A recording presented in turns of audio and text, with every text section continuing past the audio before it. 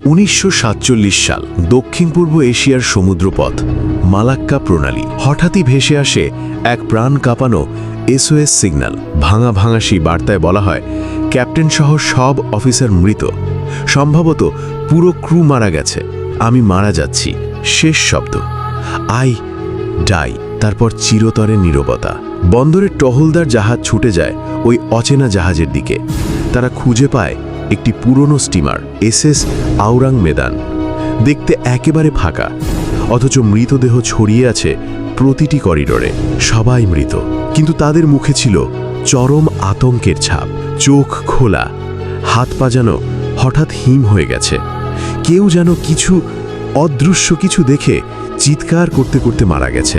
উদ্ধারকারীরা কিছু বুঝে ওঠার আগেই জাহাজে আগুন লেগে যায়। মিনিটের মধ্যে ঘটে যায় এক রহস্যময় বিস্ফোরণ এবং পুরো জাহাজ সমুদ্রে ডুবে যায়। মুছে যায় সমস্ত প্রমাণ। এখনও কেউ জানে না কি হয়েছিল আরং মেদানে। বিষাক্ত গ্যাস, কোনো ভৌতিক শক্তি, নাকি গোপন কোনো সামরিক পরীক্ষা। জাহাজটি আজও ফিরে আসেনি, কিন্তু তার আতঙ্ক রয়ে গেছে সমুদ্রের গহীনে। আপনি কি বিশ্বাস করেন মানুষ ছাড়াও জাহাজে কিছু ছিল? কমেন্টে জানান আপনার মতামত। সাবস্ক্রাইব করুন এমন আরও ডকুমেন্টারি পেতে।